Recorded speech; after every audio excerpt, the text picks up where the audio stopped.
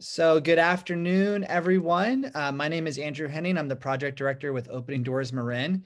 This is the Wednesday, April 21st, noon Project Homekey 2.0 info session. Thank you so much for joining today. My co-host, Ashley Hart McIntyre with Health and Human Services is logging in momentarily, but we're gonna go ahead and get started with the presentation to get that rolling. So I'm gonna go ahead here and share my screen. So let me pull that up for you right here. And today, as I mentioned, we are discussing Project Homekey 2.0. So just a couple quick housekeeping items. As I mentioned, Ashley is going to be joining us I think any second now, but if you have any questions for Ashley or myself, our email addresses are right here. And then once Ashley's joined, I will also, we can drop these in the chat as the presentation progresses. So again, I'm Andrew Henning with Opening Doors Marin, and Ashley is the homelessness policy analyst with the County of Marin's Health and Human Services. A couple quick housekeeping items for today. All sessions are going to be recorded. So this is currently being recorded. So I just want to give everyone a heads up on that.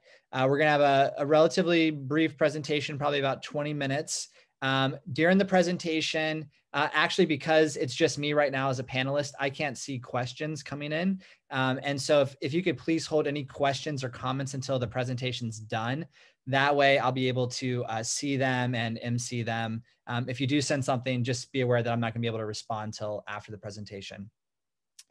We'll also have a link at the end of the presentation to gather your feedback about the program and the process and some of the projects that we're looking for.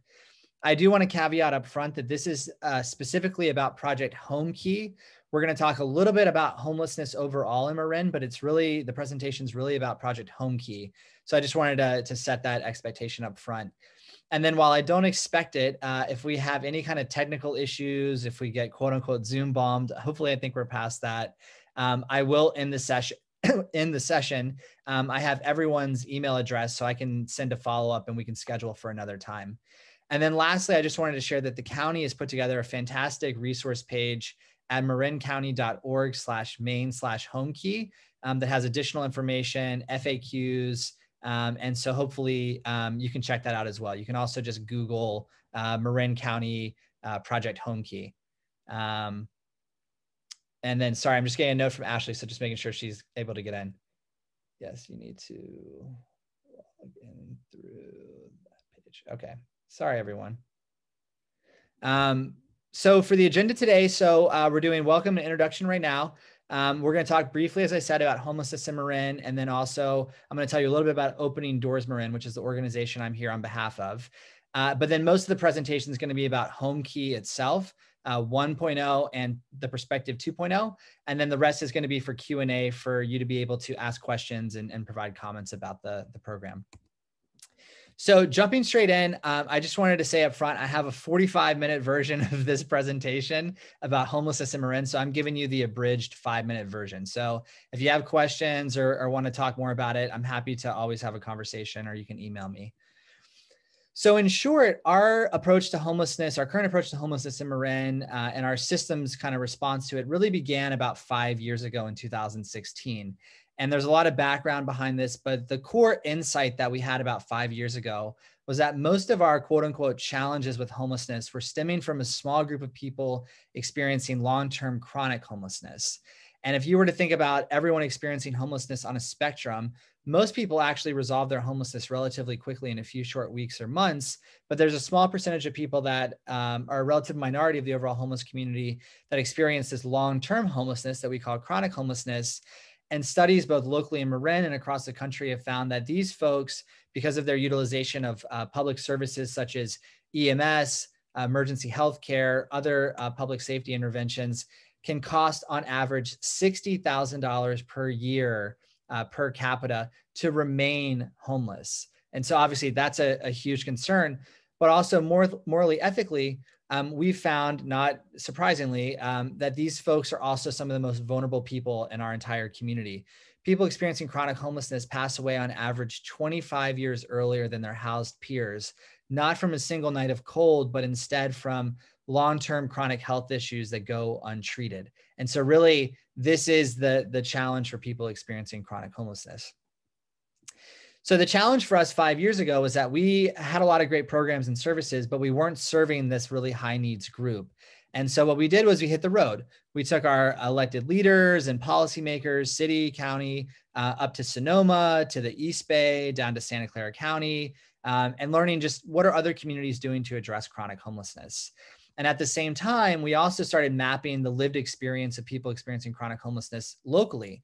And as you can see from this map, the details aren't important, but you can see that being homeless is denoted in the middle, being housed is denoted on the outside. And unintentionally, over many years, we created a system that was kind of this convoluted maze. And so it was very hard for people to navigate that system and actually get into housing. And the result was that we had people that were inherently challenging to serve. Chronic homelessness, the technical definition, is someone that's homeless for a year or longer and has some kind of disabling condition, such as a mental health issue, a substance abuse issue, traumatic brain injury, other physical disability, oftentimes many of these challenges at the same time. And so we'd created these programs, and people were unintentionally failing out of those programs because of barriers within the programs themselves. And then those folks became more distrustful, they didn't seek help, and then their situation got worse. And so in some cases, people had been chronically homeless in Marin for 20, 30, even 40 years. And so it certainly wasn't working for the community, and it definitely wasn't working for the person in need. So the key, though, is that we realized that we didn't need just like another program. We didn't need like a substance abuse program or something like that. We needed a fundamentally new approach for addressing this group of people. And so in all of our various tours, we learned about a program called the Homeless Outreach Team, or the HOT program, which was based in San Mateo County. And this was something that we thought we could pilot here in Marin. And it's important to note that both the Marin version and the San Mateo version have now been named statewide best practices by the League of California Cities. And basically the way this pilot worked is that we started by convening all of our local providers, our social service providers, the county, the city, and we started meeting on a biweekly basis to really focus on, at that time, a pilot group of the about dozen or so most visible, vulnerable, chronically homeless people in downtown San Rafael. And what we had learned through all of our field trips is that rather than having people go through this cycle of going through this maze of different services, the most effective way to help someone experiencing chronic homelessness is to actually put them directly from the street into housing and then wrap them in supportive services. And there have now been studies all across the country that show, including recently UCSF, showing that housing first is about 200 to 300% more effective than the status quo of quote unquote managing homelessness. And that's what we found. Over the first 18 months of this pilot, we housed 23 of the most visible, vulnerable, chronically homeless people, folks that I think a lot of us felt like, I don't know if we're ever going to be able to help them get housed again. We were getting them housed. And so because of the success of this pilot in 2017, we decided to make this a county-wide strategy. And there's a lot more information about this, but there's a national organization called Community Solutions, and they've launched a movement called Built for Zero.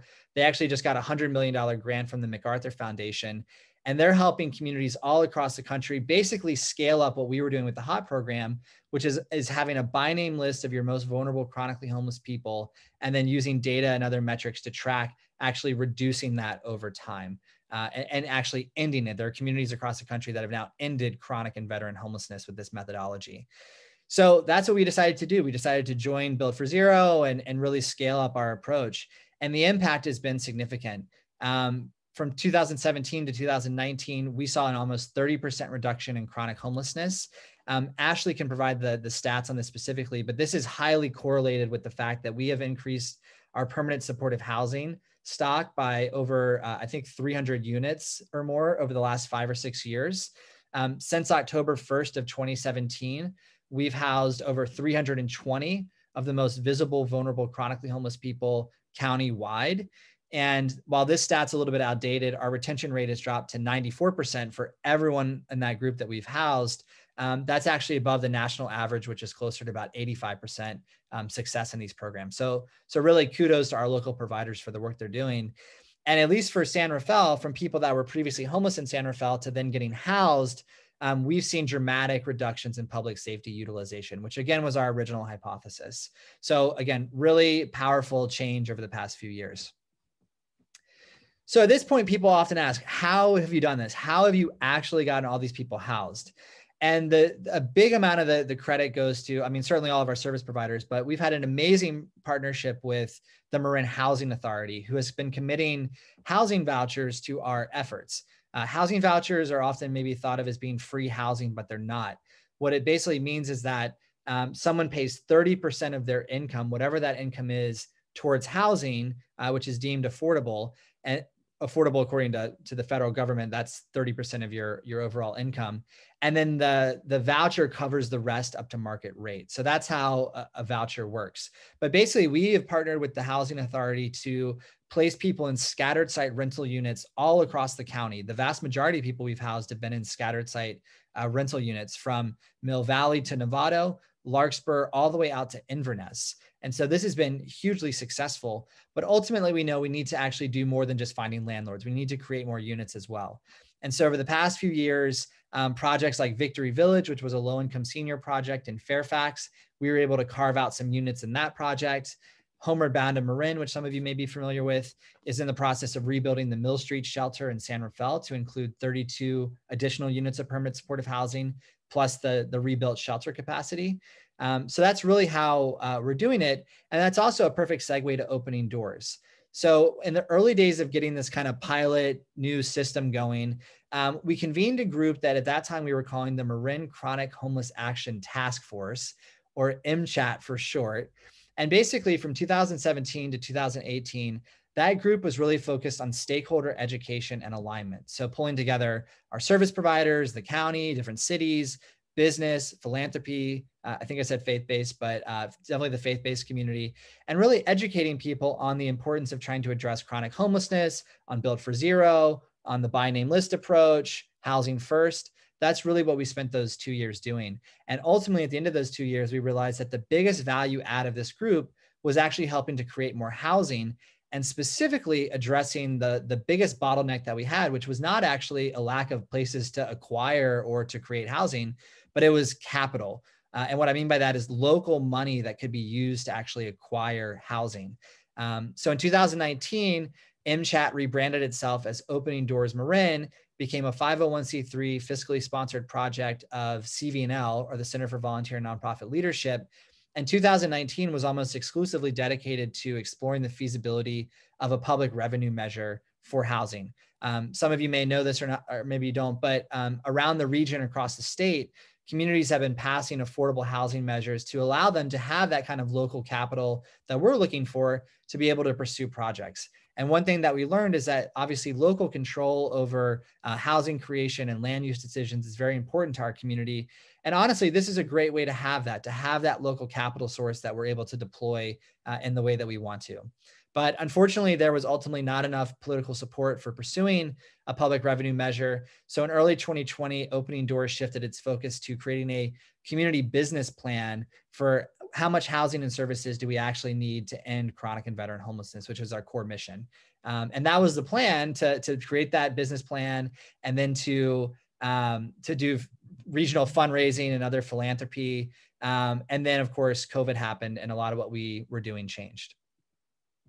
If you want to learn more about Opening Doors, you can actually also visit openingdoorsmarin.org. We have a website, but I just wanted to share that Destination Home is a program in Santa Clara County. It's the same kind of public-private partnership.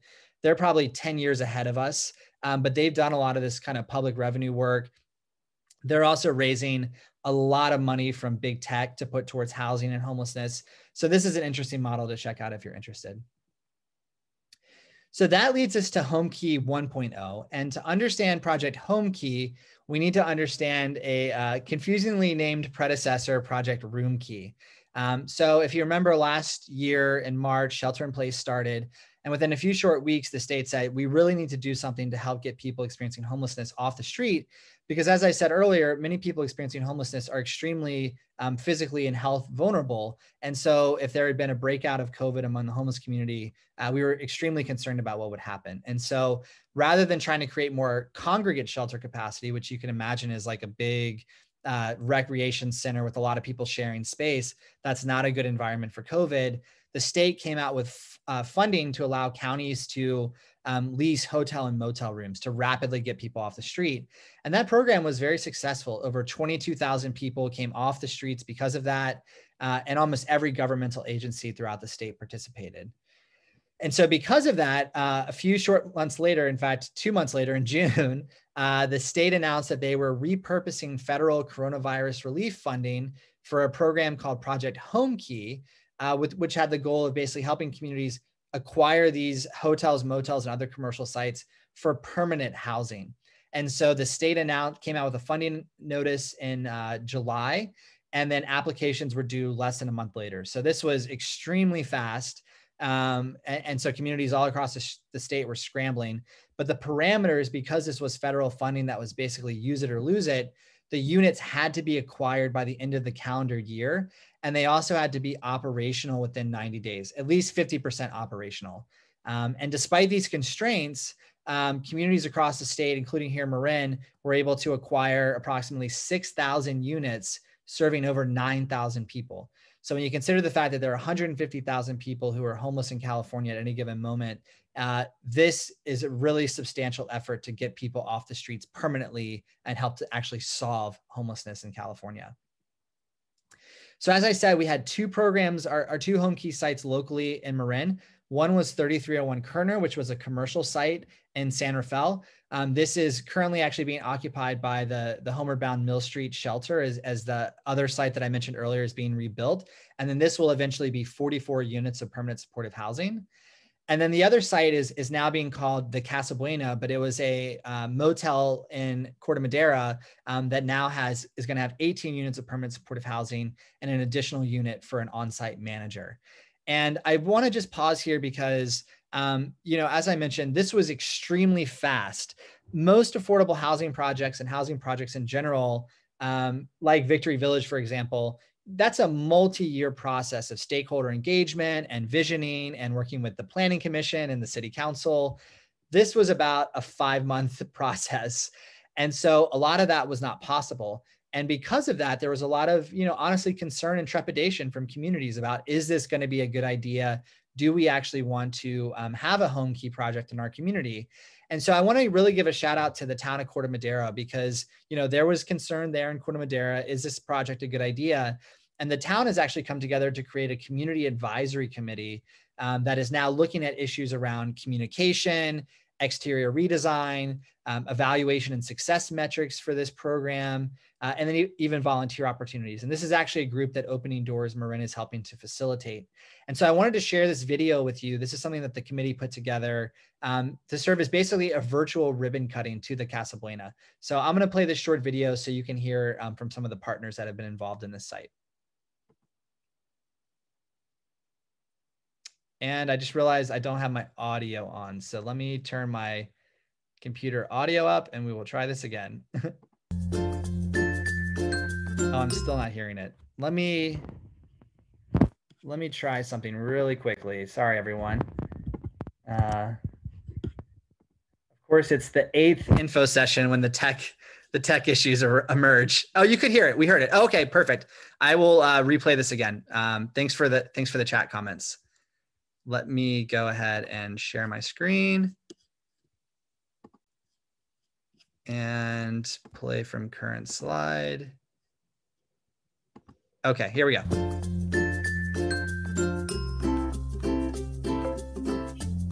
On behalf of Corte Madera's elected officials, staff, and residents, I'd like to welcome you to the Casa Buena, Corte Madera's first permanent supportive housing for those that experience homelessness.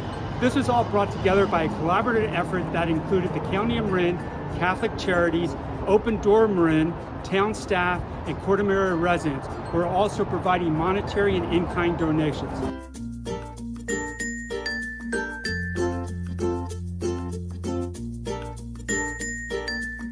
Marin has worked very hard over the past 3 years to address our homeless population. And with the Homekey project in Corte Madera at Casa Buena, we will be able to provide needed housing for 18 of our most vulnerable residents while wrapping all the services the county has to offer around them.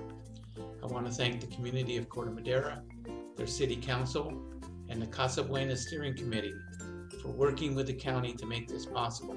When I first heard of plans to build a homeless shelter in Corte Madera, I was very much opposed to it.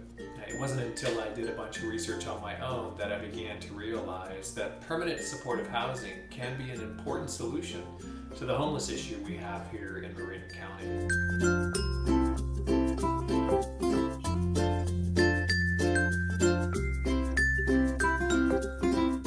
A safe home helps transform lives and creates essential stability, healing, independence, and dignity founded on hope. Our partnership with Marin County through Project Homekey and Homekey impacts many lives. Together, we strive to end homelessness in Marin.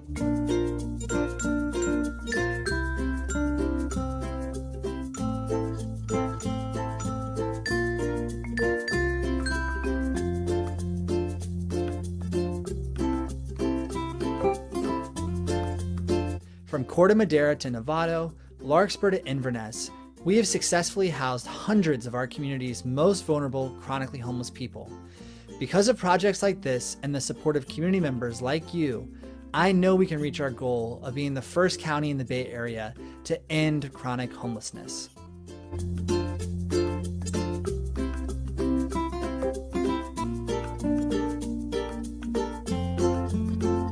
One of the ideas we had was to create welcome baskets that could be given to each new resident when they move in.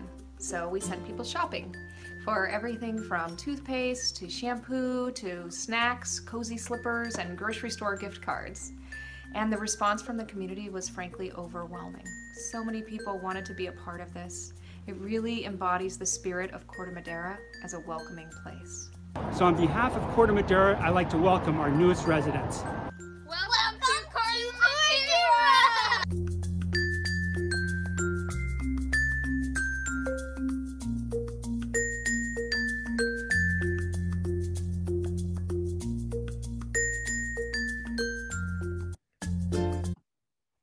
Great. So for whatever reason, I couldn't hear that, but I've seen that video many times. So I hope you enjoyed that, and I didn't have to hear myself talking, so that was actually nice. But anyway, I did want to just say, again, and Scott, I don't think would mind me saying this. He said it in the video, but he was a resident that was very concerned about Project Homekey before it came into the community. And after joining the committee, learning about our local services, our local strategy, about the effectiveness of Housing First and other permanent supportive housing, he's really come around to embrace it. And I think that's really our hope.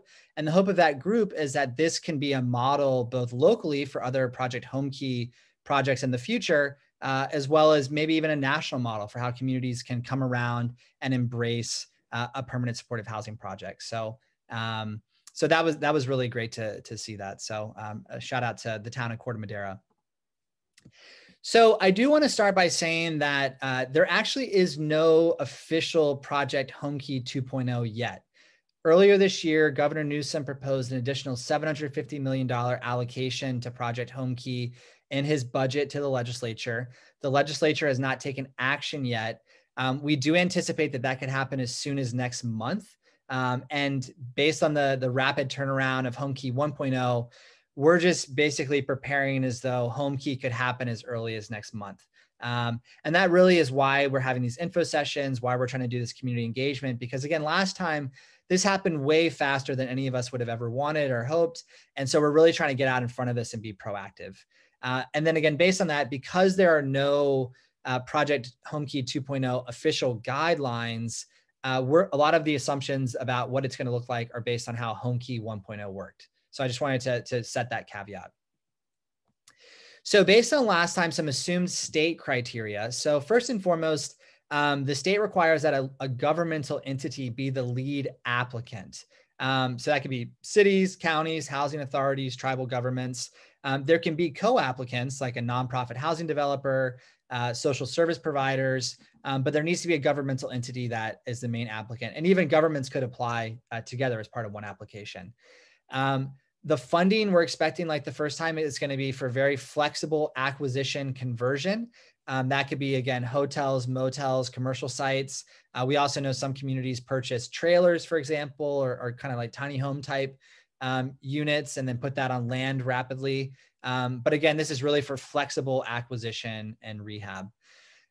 We're expecting, like last time, that the state's going to want communities to close on these properties by the end of the calendar year, and that the sites will be at least 50% occupied within 90 days. So just as an example that I've been using, we can't buy a piece of land and then build a brand new building. I mean, maybe if it's like one of those more like modular units, but this isn't like for new construction. There simply just is not enough time to make that happen. So just as you're thinking about what these could look like.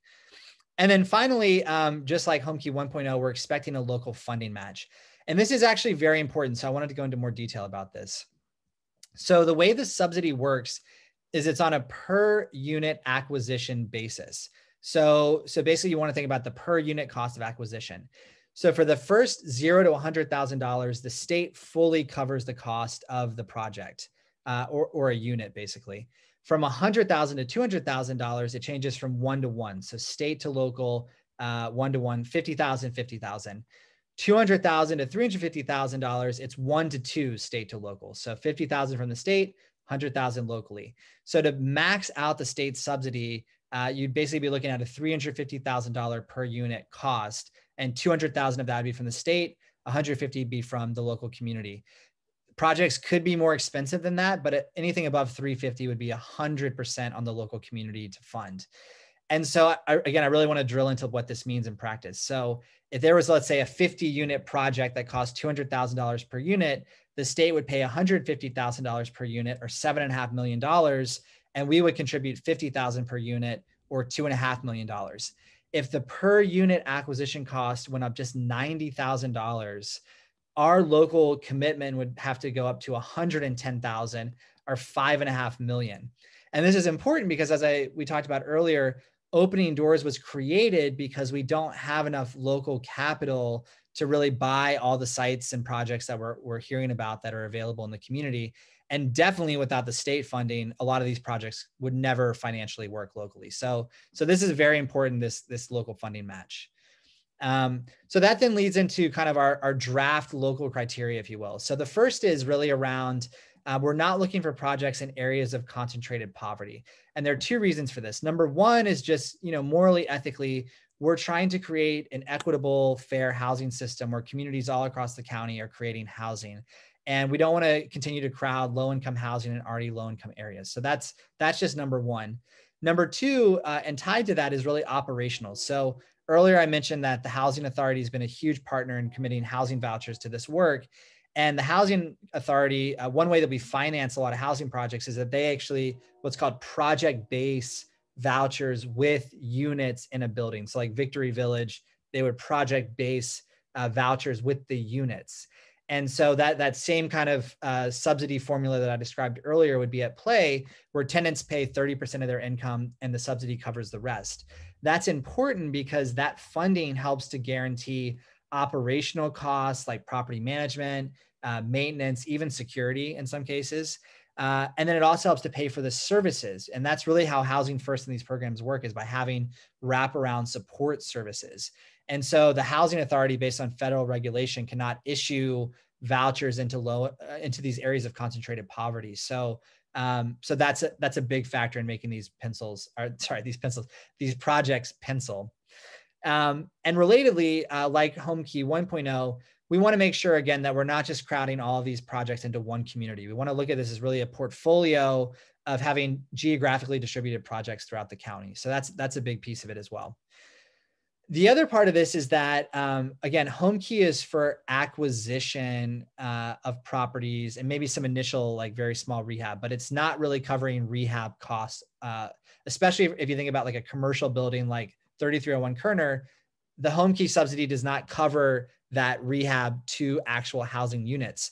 And so as a result, one of the most, I think, effective, and one of the ways that we're most dependent on doing that rehab is by leveraging something called low-income tax credits, which are a housing subsidy that nonprofit housing developers are able to utilize to help finance these deals.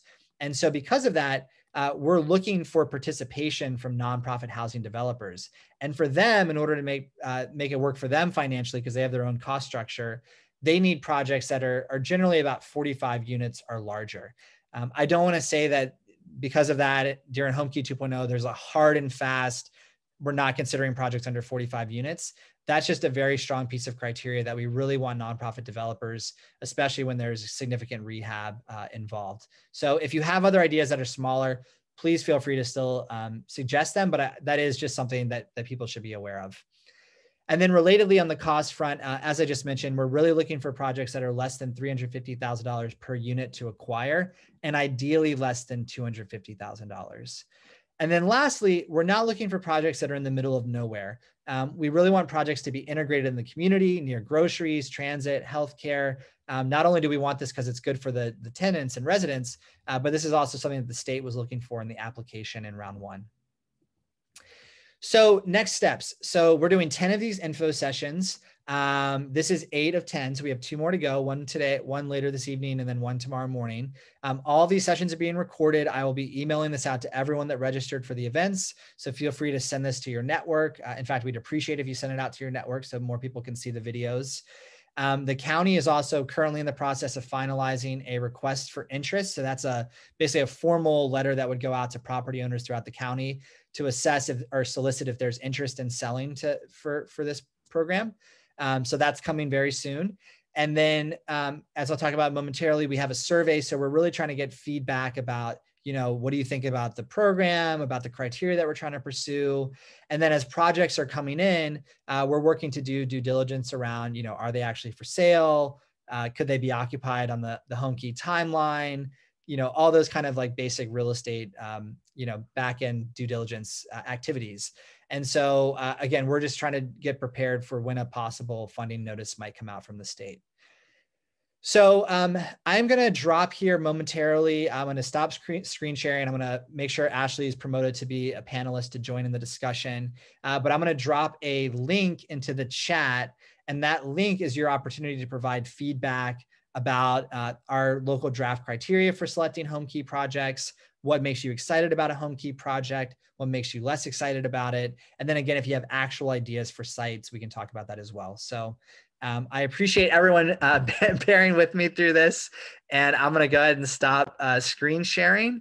I'm going to copy the link here for the survey, and I'm going to drop that in the chat for you right now. And then I'm going to go ahead and promote Ashley to panelist. Sorry, this is narrating as I go. And then Ashley, so you can hear, I'm making you a co-host so you can share your screen.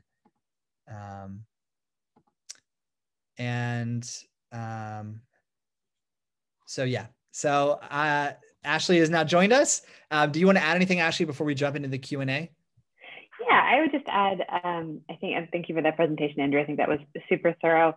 But I would just add perhaps the elephant in the room or the encampment in the line of sight. Homelessness is super visible in Marin right now. And I just want to acknowledge that encampment activity is certainly up. That's for a variety of reasons. We do also know that we conducted a vehicle count this year, and the count of folks living in their vehicles, which we think may be representative largely of new homelessness, is also up. So we've done so much work addressing chronic and veteran homelessness. We've had, Andrew mentioned some of the significant successes we've had, and the more than doubling of our permanent supportive housing stock. And so I just wanted to highlight that the encampment activity that you're seeing is not representative of new homelessness. That we know who those folks are. They've been here for a long time, and many of them are folks that we've been trying to engage into our system of care for a long time. That's really just a very visual representation of the fact that we don't have enough permanent supportive housing to serve everybody who needs it. So, and then with the result of the pandemic and so many people on the margins becoming even more housing unstable and losing their housing, it just really increases our awareness of the need for more housing. So thank you so much for participating in these conversations about how we do that, how we get there. Andrew mentioned that we had doubled our stock of permanent supportive housing. And I can just say, in 2015, we had 193 units of permanent supportive housing here in Marin. By January of 2020, we were up to 514.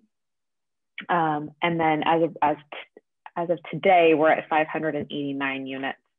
So we've gone from 193 to 589 in 6 years. So we're really looking forward to continuing to build upon that and to end homelessness for as many more people as possible. So thank you so much, Andrew. And thank you all for participating. Awesome. Thanks, Ashley. I see 2 questions that have come in. One is from Kevin. It was related to, is there a bill number assigned yet? I actually haven't been following it that closely, but I'm linking it to, I dropped a link into the chat for everyone to see. This is the HCD, so that's the State Housing Department. This is their page about Project Homekey. So this would be a great place to check.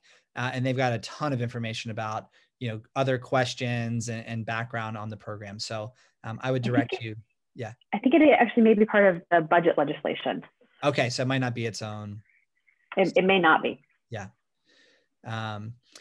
And then we got a question in the Q&A from Meg. So how much is NIMBYism a factor you must consider? How much of an impediment is it? So for anyone that doesn't know what that term means, NIMBYism is not in my backyard. And then there's also the term, I'll just share that, I don't know if people have heard this, banana, build absolutely nothing anywhere near anything. But basically what's interesting about the Homekey legislation or the program, it makes it very kind of unique. And it's basically a way that the state is trying to accelerate housing acquisition, is that, as I mentioned earlier, typically housing projects, affordable housing projects go through, I want to say multi-year process of getting feedback and various town and city council approval through planning commissions and at a council level. The Homekey legislation actually expedites zoning for these projects. So as an example, in San Rafael, 3301 Kerner was zoned in an area called Canal Light Industrial, which basically meant that you could only have light industrial or office activities in that area. The Homekey program basically allows any project that's applying for Homekey funding to actually automatically qualify as housing. So that's a factor that's actually sped up the ability to get these types of projects cited. And oftentimes, when people have concerns about housing, it's through that zoning process where a lot of those concerns come up. So that's an underlying factor. The important thing though, and I really want to emphasize this, and it's why we're doing these info sessions, and after we apply, there's going to be a lot more community engagement around the projects, is that even though that is like technically how the program works, we want to make sure that we're working with the community to make sure this is going to be a successful, well-integrated project. Just like I described with Corte Madera, we really want to make sure that, these programs are designed in a way that's going to be impactful for the people in them, and it's going to work for the community. So I just wanted to share that. So we really are committed, Opening Doors, the county, to making sure that this is really a team process, and that we're getting buy-in where we can. So. And if I could just add, I think a lot of what folks might consider NIMBY could also, from just a different lens, be viewed as totally legitimate concerns about the safety and prosperity of the neighborhood that you live in. And so I just want to honor and validate that, that a lot of the concerns that people have are concerns that are, I think, pretty reasonable under the circumstances, and that's another reason why we're having these conversations, so that we can provide as much information and maybe dispel some myths and answer some of these questions to reduce any of those fears that may not have a grounding in reality. Perfect. Yeah. I really appreciate that perspective, Ashley.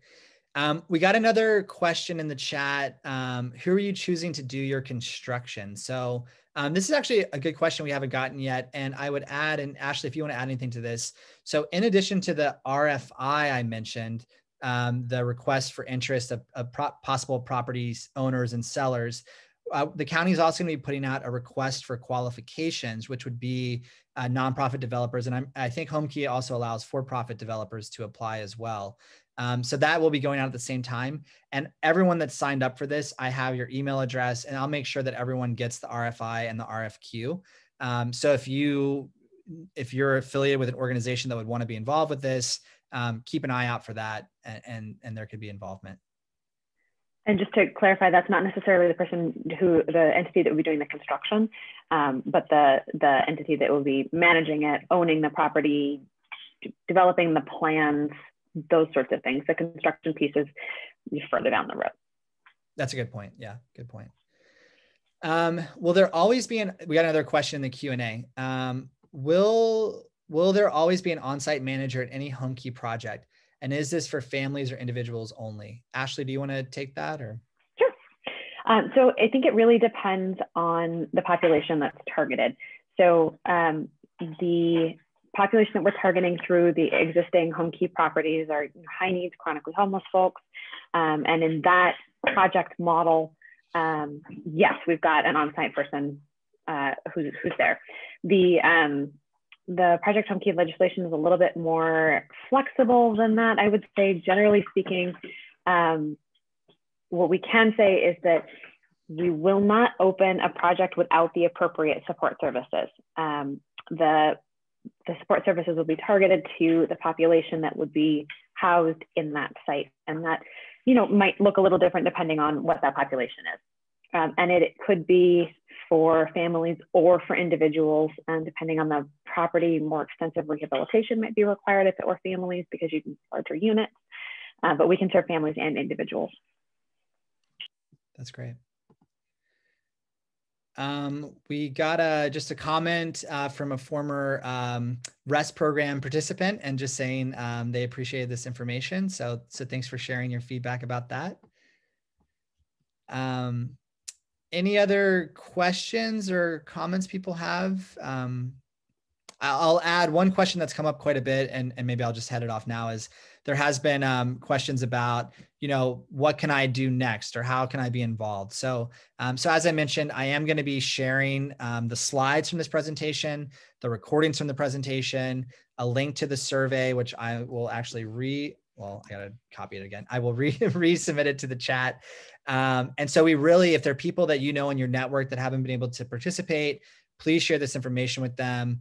If there are other forums where you would like, maybe another presentation or something like that, we're actually going to be presenting for the Nevada City Council next Tuesday evening. So that's always an option. And so we just would really appreciate as much community engagement and participation as possible.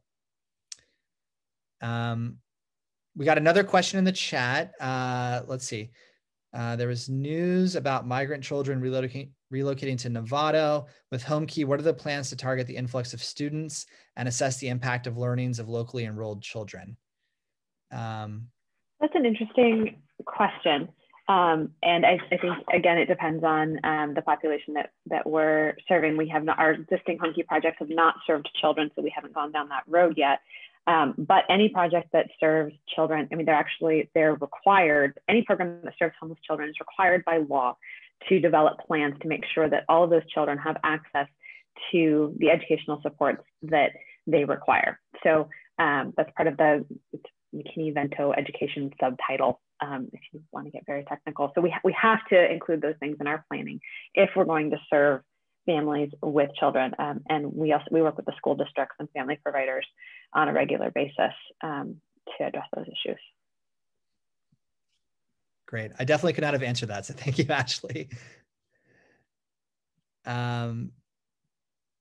There is another follow-up question, I think related to, maybe Ashley, if you want to read that question, if there's anything to add, let me see Kevin's. If it is in the budget timeline, when proposed, when has to be passed by legislature? Because this is a budget recommendation from the governor, our understanding is that this would be passed as part of the regular annual budget deliberations. And as I said earlier, we've heard that it could be passed as early as, or they could take this up as early as next month. And just given the fact that there was such a fast turnaround from last time when it was announced to when there was an actual funding application available, we're just planning for, it could be as early as next month, but it could be June, it could be July. We don't know. The longer out it is, it actually gives us more time to vet projects. So hopefully it's actually a little bit longer out, but we're preparing as if it could be as early as next month. And I would note that last year they did not actually wait for it to be codified in legislation before they started the application process. So that was a little bit of our surprise last year, and we're anticipating that would happen again this year. The question here about, I think I misunderstood the question slightly. Yes, that is correct that unaccompanied minors, immigrant minors from who are held in border facilities would not be coming to Marin to join the homeless population to be eligible for this programming. It would be, that's a bit of a difference issue. And then somebody had asked about how many shelter beds there are in the county. On any given night before March 2020, we had 190 shelter beds available countywide, which is about the right number of beds, trying to balance our work toward ending homelessness for folks instead of perpetuating it by investing in just short-term solutions, and also acknowledging that people who are experiencing homelessness are in a state of emergency and need immediate supports. That number has gone up and down. I actually don't have an exact number for you today because it's gone up and down a little bit as physical distancing requirements in our congregate settings have shifted. And we opened Project Homekey over the summer, which was non-congregate shelter in hotel rooms. Shut that down in the fall, have reopened it on a smaller scale now. So it's gone up and down since the beginning of the pandemic, but generally speaking, and I think we're about at our usual range, it's slightly less than 200 shelter beds available night to night. And that's for all populations, including families with children, people with serious mental illness, folks fleeing domestic violence, chronically homeless single adults, in a variety of different programs. Perfect. Claudine asked, any real data, crime, education, et cetera, on past success with integration of Homekey type programs within existing communities?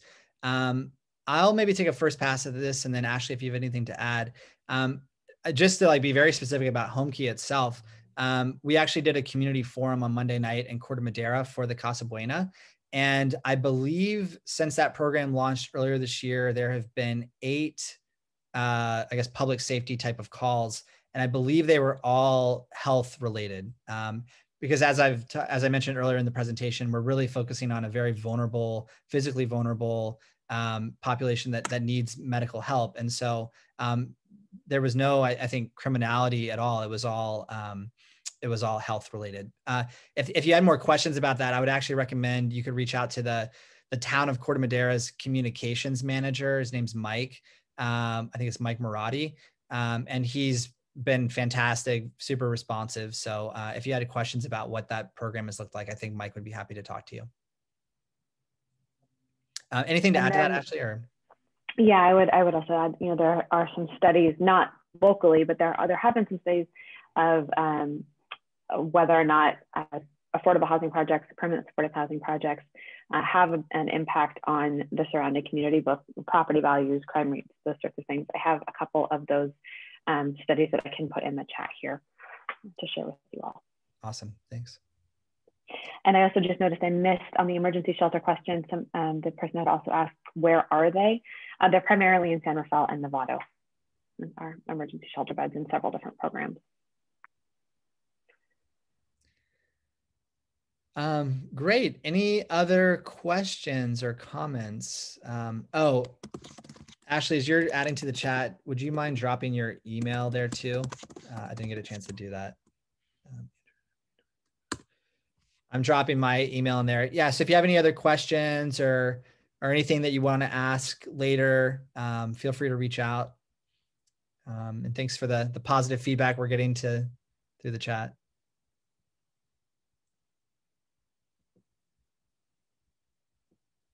Is that right? I was muted. No, I mistyped that. Thank you. I'm having some keyboard sticky issues.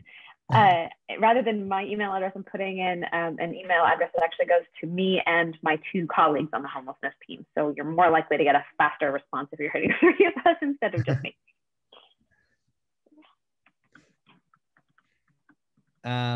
Great. Well, this has been another fantastic group, really thoughtful questions. I like that we're, like I said, we're on presentation 8 and we're still getting new questions. So really appreciate your feedback and your involvement. And I wanted to copy the survey link one more time. So let me go ahead and drop this here. Andrew, while you do that, I can answer that question. Is it legal to live in a car? Yes, it is legal, and it's not a local issue. That's state and federal law. Were some state court decisions, I don't know, maybe 10 years ago or so, that eliminated or that declared invalid bans on sleeping in vehicles because effectively it criminalizes the state of not having a place to be indoors. So yes, it is legal to sleep in your vehicle. Where you can do so is different for different jurisdictions. There are no overnight parking. There are bans on overnight parking in different places around the county.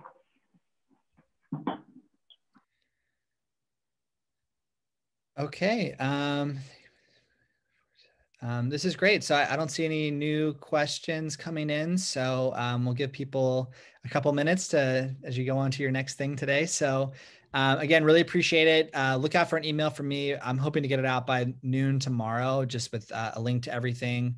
And yeah, this has been great. Really appreciate your time. And thank you, Ashley, for joining. Yeah. Thank you so much for putting it Take care, together, everyone. Andrew. Yeah, of course. Bye, everyone.